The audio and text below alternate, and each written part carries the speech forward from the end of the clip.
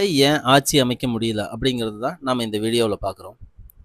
First விஷயம், அவர்கிட்ட 108 seat இருக்குது, அதில் நோ டவுட்.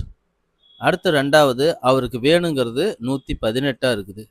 இந்த 18ல் நம்ம ரிமைனிங் பார்த்தீங்கன்னா 10 சீட்டு. 10 சீட்டில் காங்கிரஸ் வந்து ஒரு 5 சீட்டு கொடுத்துருச்சு, இன்னொரு 5 சீட்டு வேணும். இந்த 5 சீட்டையும் நீங்கள் ஒரு குறிப்பிட்ட இடத்துக்கிட்ட தான் வாங்கணும் அப்படின்னு காங்கிரஸ் டிமாண்ட் வச்சுருக்கு. அதாவது பாஜக கூட்டணியில் இருக்கிற யாரு கூட இருந்தும் நீங்கள் இந்த சீட்டை வாங்கக்கூடாதுன்னு சொன்னது காங்கிரஸ். இந்த நிபந்தனையோடு தான் இப்போ இவங்க இந்த கூட்டணிக்குள்ளேயே வந்திருக்காங்க. அப்போது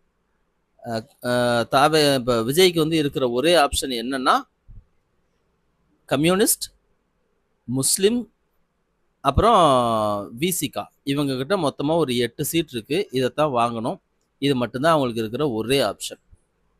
இதனால தான் அவங்களால உடனடியாக வந்து அந்த ஆதரவு இப்போ கிடைக்கல.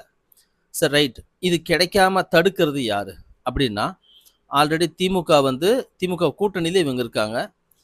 காங்கிரஸ் எலெக்ஷனுக்கு முன்னாடியே விஜய் கூட போக ஆசைப்பட்டாங்க. ஆனால் அது ஏதோ சில காரணங்களால நடக்கலை. இல்லைன்னா தமிழக காங்கிரஸில் இருக்கிறவங்க பண்ண சில அரசியல் காரணத்தினால அவங்களால வந்து வெளியே போக முடியல. இப்போ வாய்ப்பு கிடைச்ச உடனே டக்குன்னு ஓடிட்டாங்க. சரிங்க.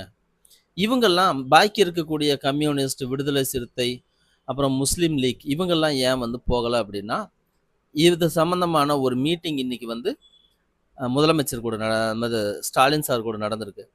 இப்போ ஸ்டாலின் கூட நடக்கும்போது அவர் என்ன சொல்லியிருக்காருன்னா, என்னங்க நீங்களே இப்படி போனால் எப்படிங்க அப்படின்னு ஒரு வார்த்தை கேட்டிருக்காங்க. அதுக்கு வந்து மற்ற கட்சிகள் என்ன சொல்லியிருக்காங்க அப்படின்னா, தலைவரே நமக்கு விருப்பம் இல்லை தான், ஆனால் கூட இருக்கிறவங்க ரொம்ப தொல்லை பண்ணுறாங்க, கூட இருக்கிறவங்க வாழ்க்கையும் எதிர்பார்க்கணுமில்ல, அவங்களுக்கும் வந்து ஏதாவது செய்யணுமில்ல, நீங்களும் வந்து சீட்டு கேட்டாலும் அதில் கொடுக்க மாட்டேங்கிறீங்க, அதில் ஒரு தொய்வு, ஆட்சியில் அதிகாரத்தில் பங்கு கேட்டால் அதுலேயும் கொடுக்க மாட்டேங்கிறீங்க, இப்போ எல்லாமே எங்களுக்கு கிடைக்குது, எங்கள் கட்சியை நாங்கள் வளர்க்கணும் இல்லைங்க, கூட இருக்கிறவங்க விட மாட்டேன்றாங்க, கட்சி வந்து ஏற்றுக்க மாட்டேங்குது அப்படின்னு சொல்லி இந்த ஒரே விஷயத்தை தொடர்ந்து முன்னோக்கி வச்சுக்கிட்டே இருக்காங்க கம்யூனிஸ்ட் மற்றும் விசிகா, ஐயுஎம்எல், இவங்க எல்லாருமே வந்து ஒரே மாதிரி சொல்லிட்டு இருக்காங்க. அதனால தான் வந்து இந்த டிலே ஆகுது.